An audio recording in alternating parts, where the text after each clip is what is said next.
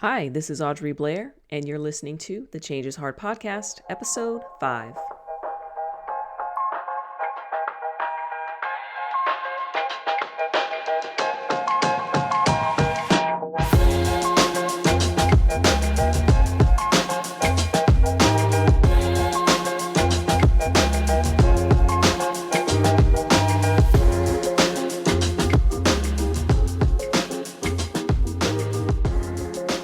Hello, and thank you so much for being here. Happy New Year. It is 2024. My 2023 went by really quickly, but I think I'm in that stage. I think I've reached that age where things are just moving by quickly. It was also a relatively busy year, a lot going on as well. So I'm sure it's a combination of both, but I also see my kids, they're still in that stage where things tend to take a while. The school year takes forever and things like that. But anyway, it's 2024. We made it. We are into the first week of the new year. And I've got some big plans this year and some things I'd like to get done, which is exciting. And just before closing out the year, I had a few things I wanted to take care of. I moved into a new office space last year, about a year ago, not quite, and I didn't really quite finish it. I wasn't sure what I wanted to do. So I'm glad I waited. And so I gave my office a bit of a refresh, which is really cool. Grabbed some end of the year deals on some good furniture. I got a wall mural that I put up. I didn't want to repaint, so I wanted to do a feature wall, and I like it. So far, so good. And it is nice to get a few things done to get the momentum going at the beginning of the year. Although my brain is already trying to tell me that I'm behind somehow. I'm like, it's a week. How can I already be not on track? But that's just something that has to be managed. I don't know how sometimes it's like that, but that's okay. I'll work on that. Anyway, today I want to talk to you about something that I deal with pretty much all of my clients that are working with me from a leadership development capacity.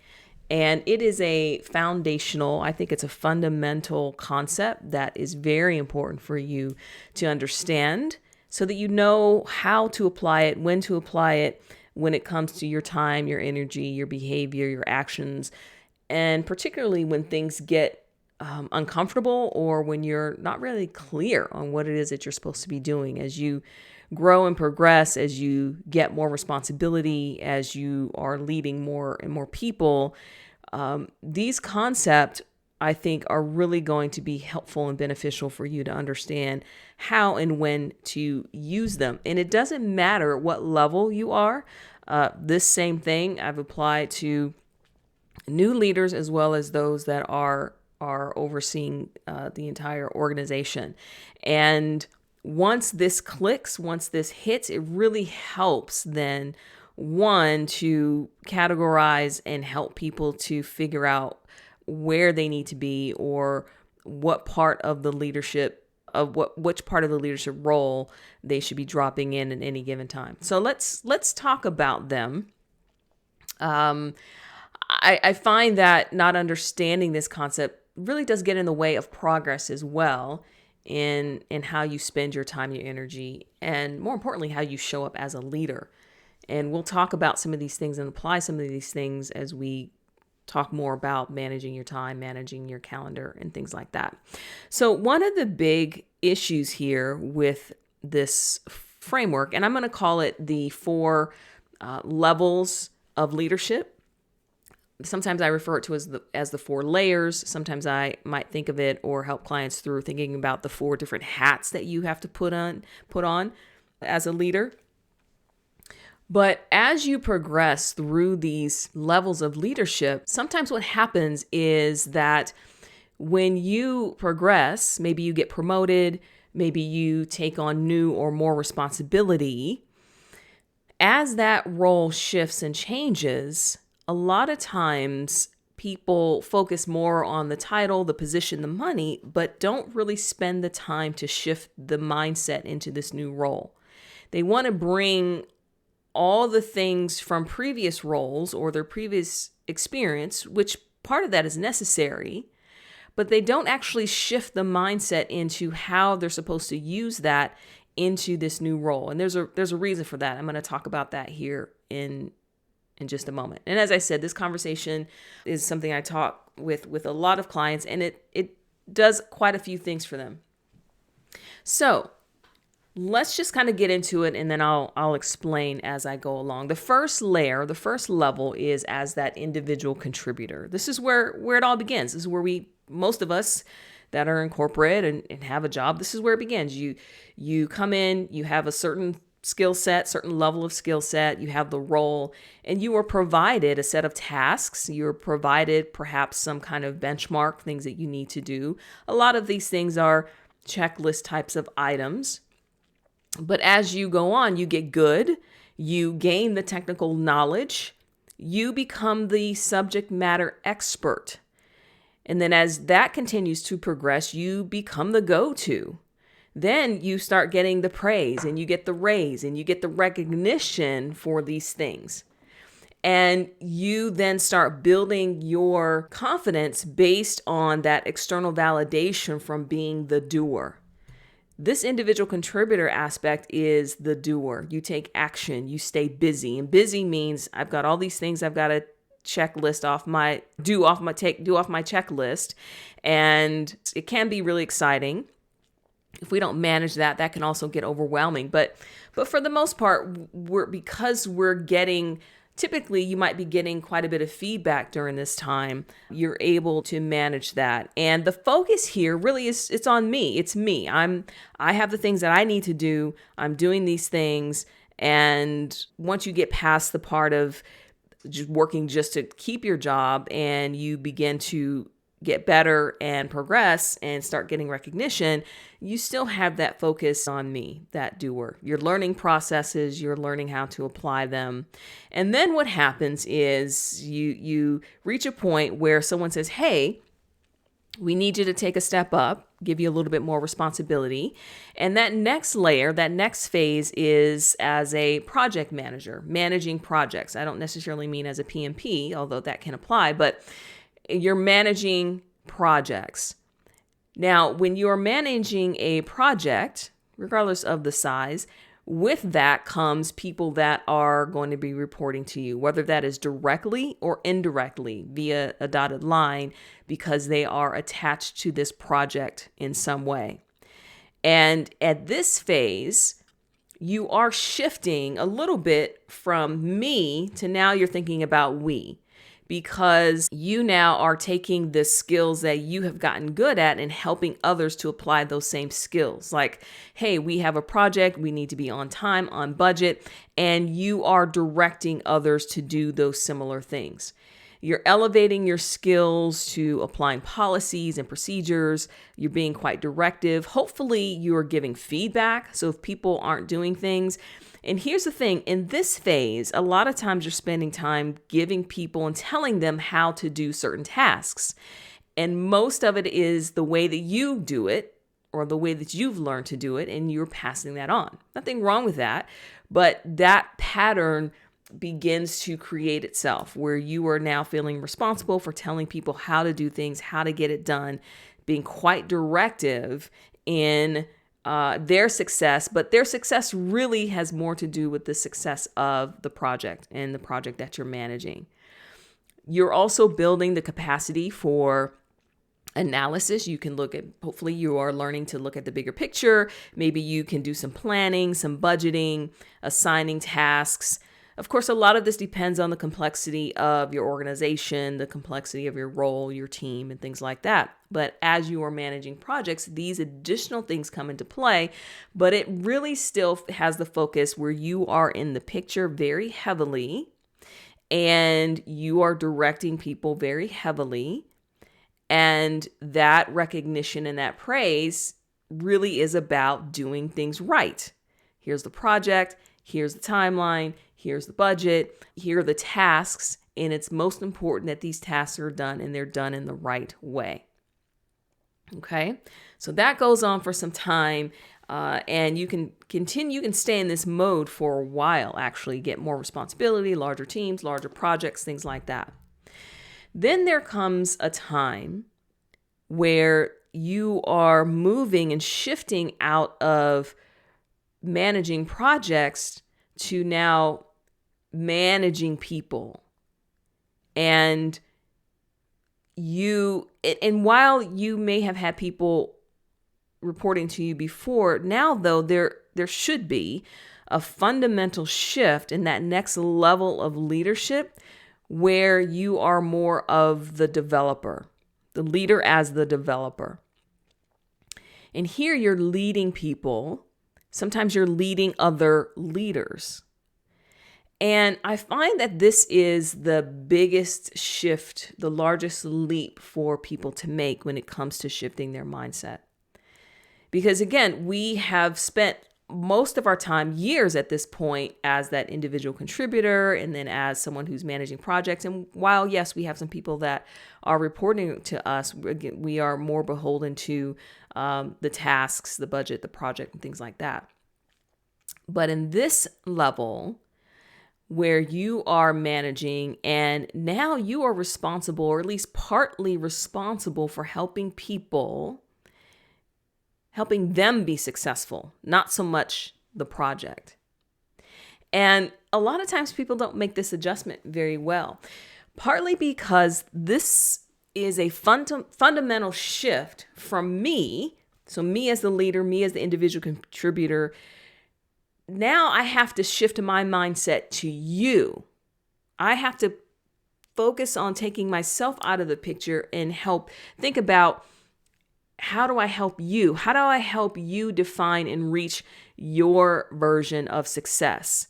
How do I help you do what it is that you want to do while also being a part of the team, while also helping certainly as a leader, I still have metrics and things that I need to hit, but how do I separate those two things out?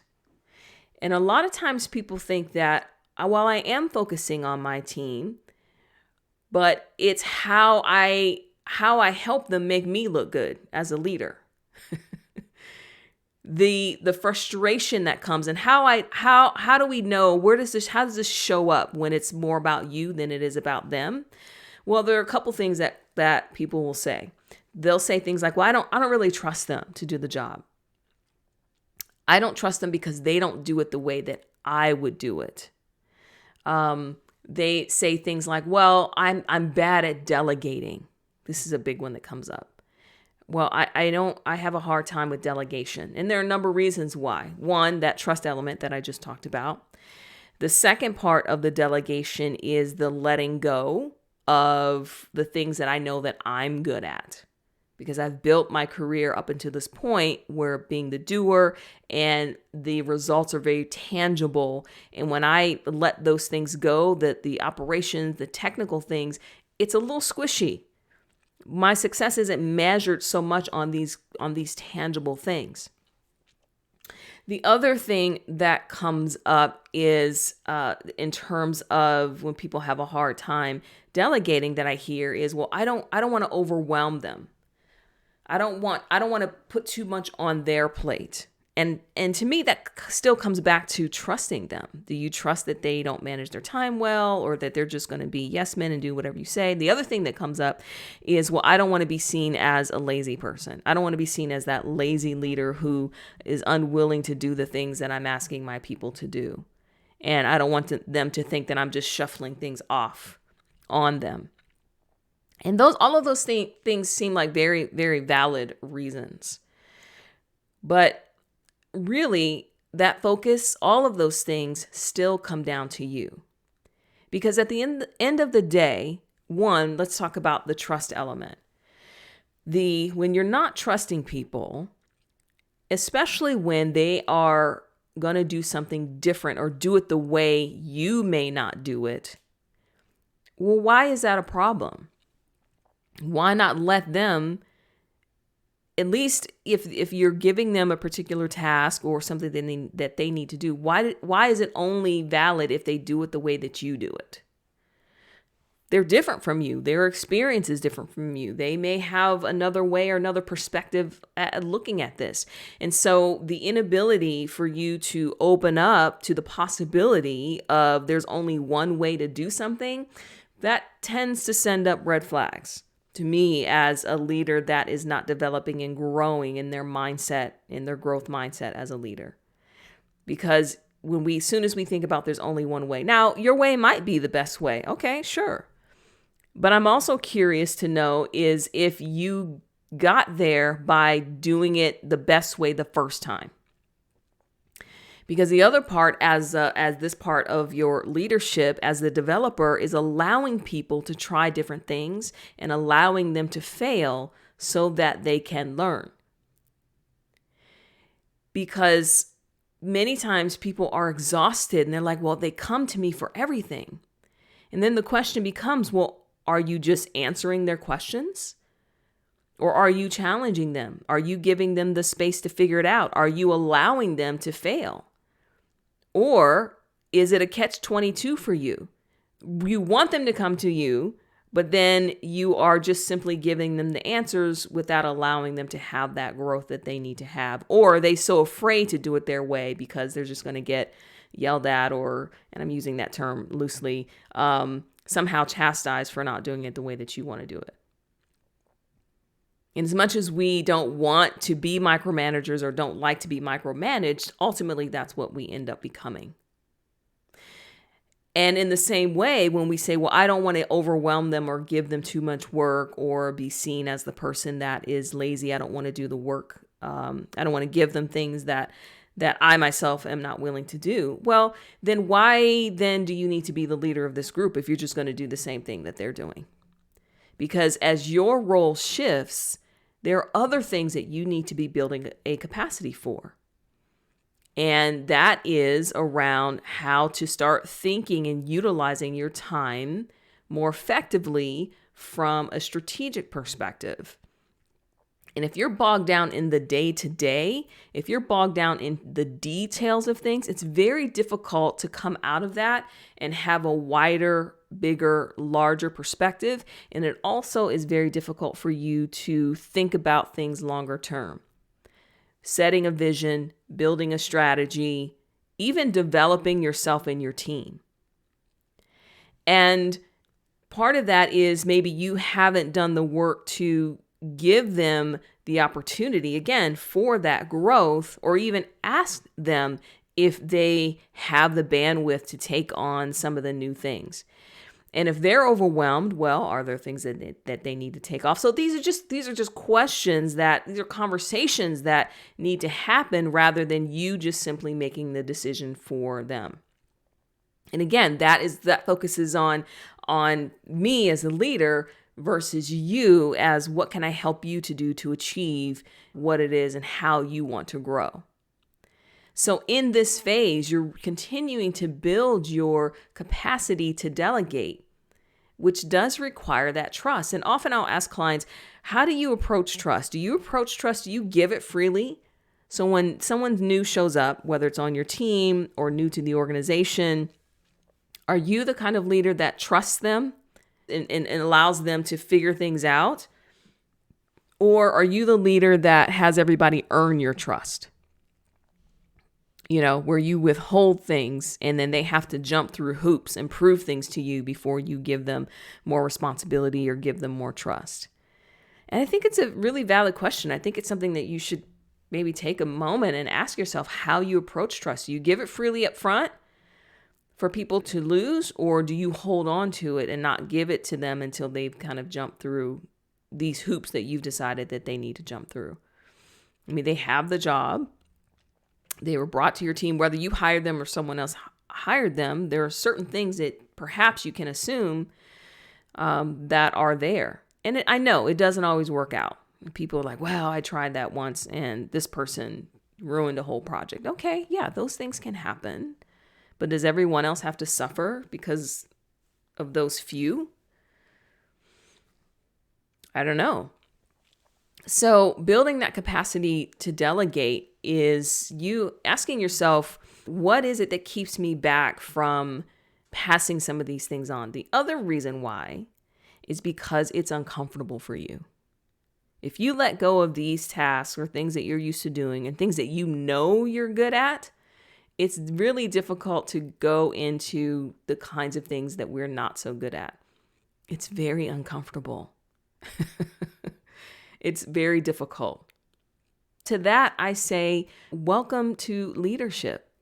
As you grow in leadership, you're building your capacity for sitting in discomfort. Allowing others the opportunity for growth also allows you that opportunity for growth. You're building on this skill set of listening.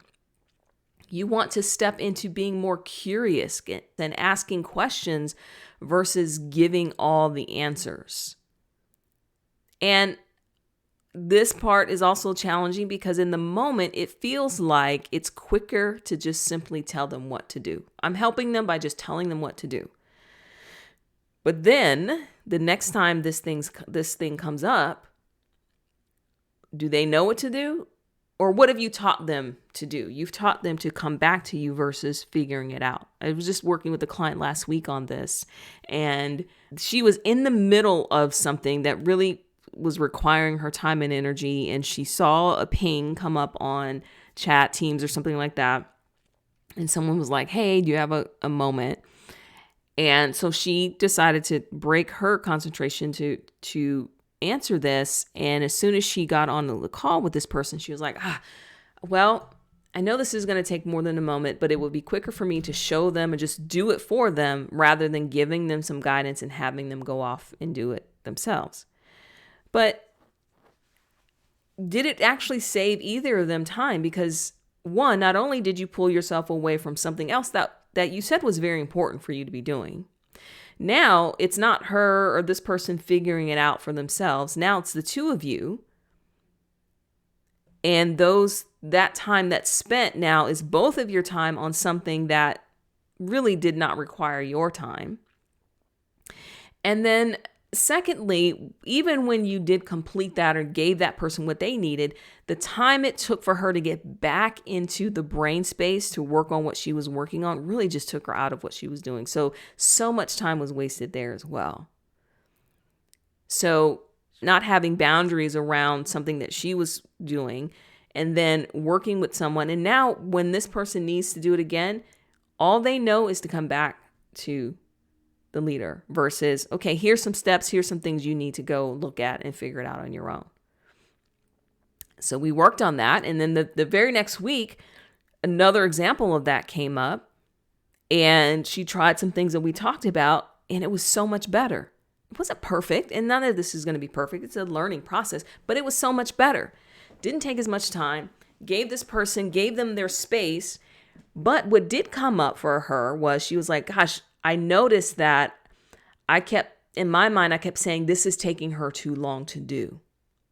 But here's the rub. That person took it upon themselves to figure out how to get this done. So now the next time this person has to do this task, which I find out is something they're going to have to do every 2 weeks, they don't have to bother you about it because now they know how to do it. So it's that short-term investment of the time, giving it, it's a little nebulous up front, but the payoff long-term goes a long, long way. So challenging those kinds of things, helping you to help others to develop, allowing them to struggle a little bit. That's where the growth is. That's where the growth happens. And a lot of times we can get frustrated with people with things that they don't know how to do, but we also don't give them the opportunity to have that growth, to get there. It's immediate. And even you as a leader, and I have a little bit of a bias here, I don't think organizations do a great job of setting you up for success before they hand off this team and have you do all these things without shifting what it is that you're supposed to be doing. And I've had clients come in and say, well, now I'm supposed to be doing 2 jobs. I'm managing people, but I've also had to keep a lot of what I was doing before. So that's another thing we can talk about, how to manage that at another time. But this developer phase is this developer level, I should say, this level of leadership is pivotal for you to start shifting your mindset into how you're dealing with those that you're leading, but also how you're seeing yourself as the leader. And how you're seeing yourself as a leader away from those individual tasks and looking and staying busy. Because one of the things that I work with clients on is carving out a percentage of their calendar for their own personal and professional development. And often I get, well, aren't I supposed to be looking busy? I'm like, well, it's not that you're not busy, but if you're not cranking out something, or if someone hasn't heard from you in an hour, if you haven't sent an email, and how we think about what it is to even be busy these days is kind of wild. I was watching, sometimes I like HGTV shows, and there was a show, Love It or List It, that was on that I liked. And funny, I only watched it when we were on vacation, probably because we don't have cable TV. So only when we were staying where we were staying, we'd have HGTV. And for whatever reason, there were always these marathons of Love It or List It. And family liked it, and it was fun. Well, now Hilary Farr has her own show, and I was able to catch a couple of them this weekend. And there is one point in the show where she's talking about the client. She gets everything set up. She talks about her, what the client wants. And then they have this kind of montage where it just has her doing certain things, like she's at her desk and she's typing, probably coming up with some plans. But then there's a montage of really literally her like standing there drinking tea, or sitting on her couch with her feet up, just thinking, or standing by the window and kind of mulling in her mind what needs to be done. And I love that, because we don't give ourselves enough thinking time, to figure out what it is that we want to do moving forward. And I think she does an amazing job with the plans and the design and all of that, but it absolutely requires that thinking time, which our brain wants to say, maybe are we wasting time? But actually you're freeing yourself up to step into that creative part of your brain that enables you to think more clearly, to be more efficient, and to come up with greater ideas. So not only is this developer layer for the team that you're leading, but it's also for you.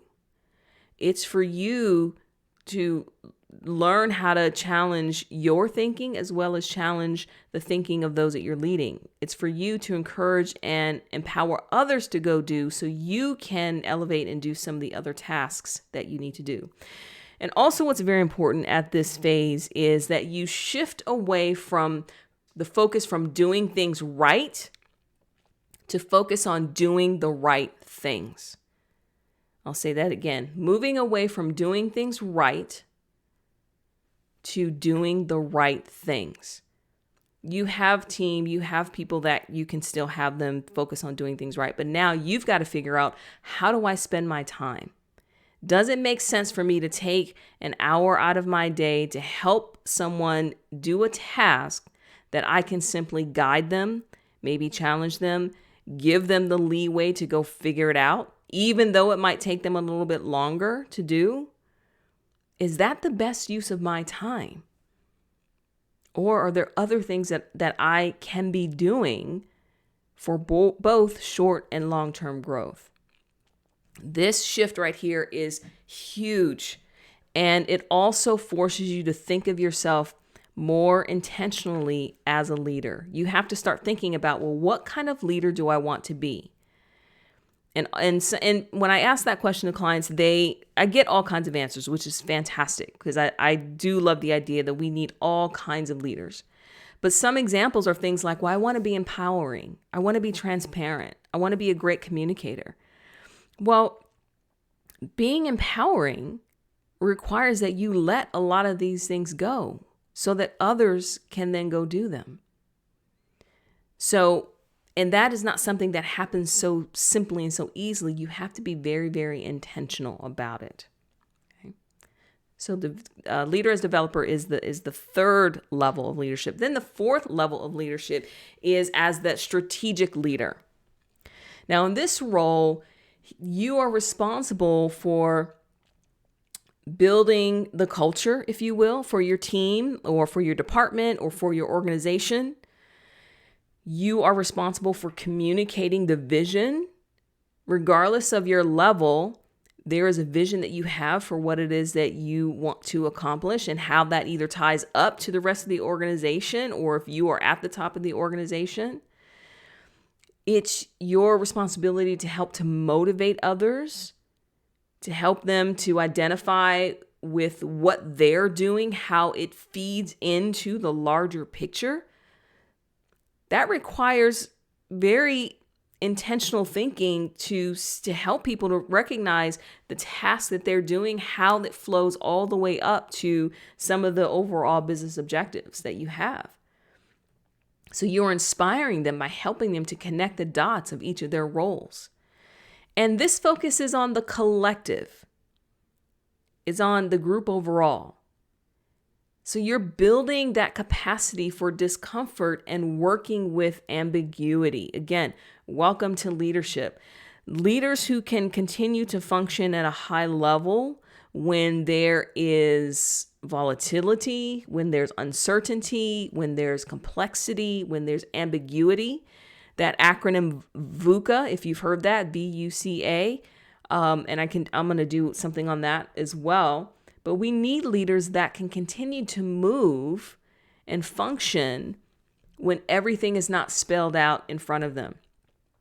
A lot of times people say, well, I want to be more of a strategic thinker. I want to get out of the operation day-to-day mindset, and I want to be more strategic in my thinking. Well, with that, you're stepping into a little bit of a void where you're creating theories about how things are going to work and what it is that what you're trying to accomplish. And that absolutely needs some time where you're not so bogged down with the stressors of the day-to-day. That absolutely requires where you build in some of that thinking time in order to build the strategy. We always want to go back to what is comfortable. So when we don't know what to do, what we tend to do is go back to the things that made us feel good to begin with. And those are the tasks and the mindset around that individual contributor aspect of things. We want to get in and get our hands dirty. There's nothing wrong with that. But if you were to put these 4 levels in a pie chart, so the individual contributor, managing projects, developer, and strategic leader, if you were to take those 4 and put them in a pie chart and assign a percentage of the time that you spend in each of those areas a week, I'd be curious to see what comes up. Most of the time, before working through this, most of the time, people spend their time in the first 2 quadrants as that individual contributor and then as that project manager, even though their role might require them and supposed to be at a higher level of leadership where they should be developing people or they want to be more of a strategic thinker. So I invite you to do that. And that will allow you at least to see a couple of things. One, if your role is one that you should be more managing people, helping them to grow, and you're exhausted and tired and burnt out, and you're in back-to-back meetings, and you're working extra late all the time, then I invite you to think about, well, what are the things that I'm doing that perhaps I shouldn't be doing?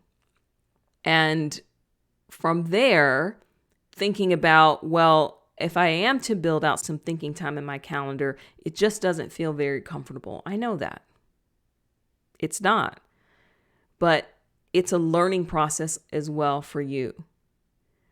It's almost like if you were the captain of a ship, and I don't know anything about. This is probably not even. I don't know why I thought about this analogy, but anyway, you're the captain, and you have your first officer, you have your officers, and then you have your below the deck crew.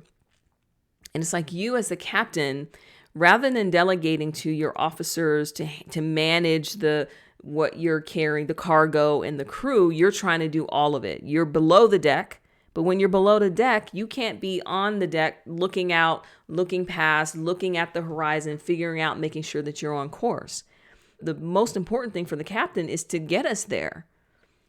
So you need to be consistently figuring out, are we on track, and making small incremental changes along the way.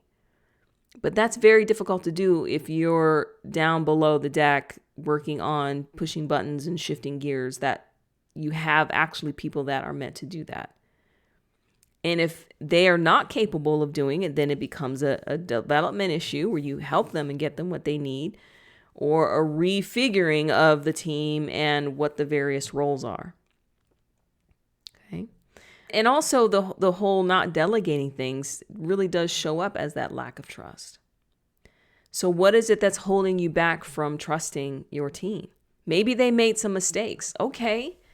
But does that mean you don't trust them now because they made some mistakes and some fails? Like, when do people get out of that jail of I messed up? When do we allow them to continue to, own that and move forward?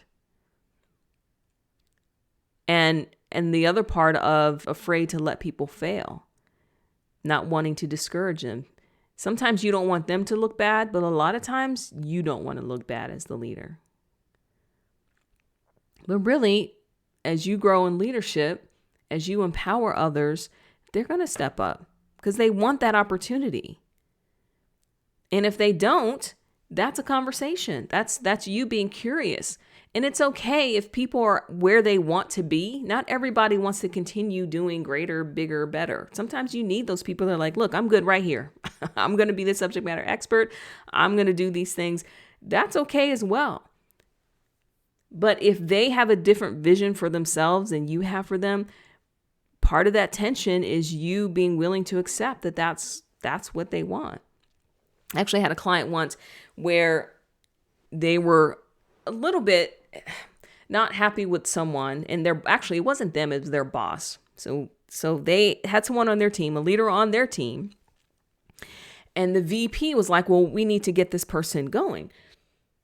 But what was funny is that my client said, well, he's really good at the job we hired him for, but he's not great at what we want or where we want him to go.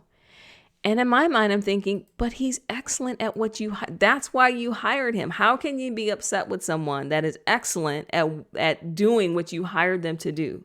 And if that's where they want to hang out, that tells me, especially whether it's you or the VP, is like you have these other visions, or you're not willing to accept people where they are, and you had a different vision for this person than what they had. And that's a conversation.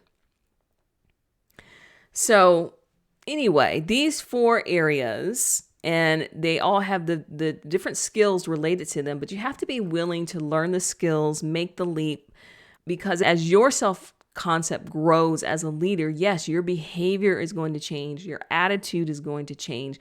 Where you spend your time is going to change. Where you place your energy is going to change. And it is very necessary.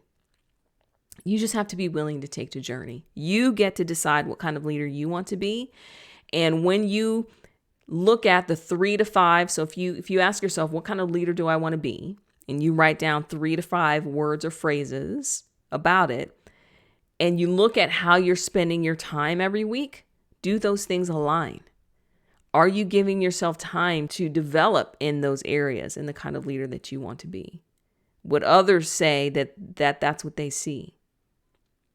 So this is a fundamental teaching that I do with clients, and it really helps, and it tends to be a bit of a game changer in helping to, one, relieve some of the stress that they have, because a lot of times we go in feeling like we have to do everything, and you don't. But how we manage that time and when we need to shift into those mindsets. Now, to be clear, even as a leader, every once in a while, yes, we've got to drop back into that individual contributor. When there's something that's an emergency and needs to get done, I'm not saying you let go of those things, because you're always bringing your experience with you. But it's about, where are you spending the most of your time and your energy? And is that aligned to what your role requires, what your organization needs from you, and the kind of leader that you want to be? All right. Very cool. This part of it I really love. I love having conversations around this. I love seeing the aha moments around this. And I hope that this has been beneficial for you as well. I will see you next time. And In the meantime, have a good one. Bye.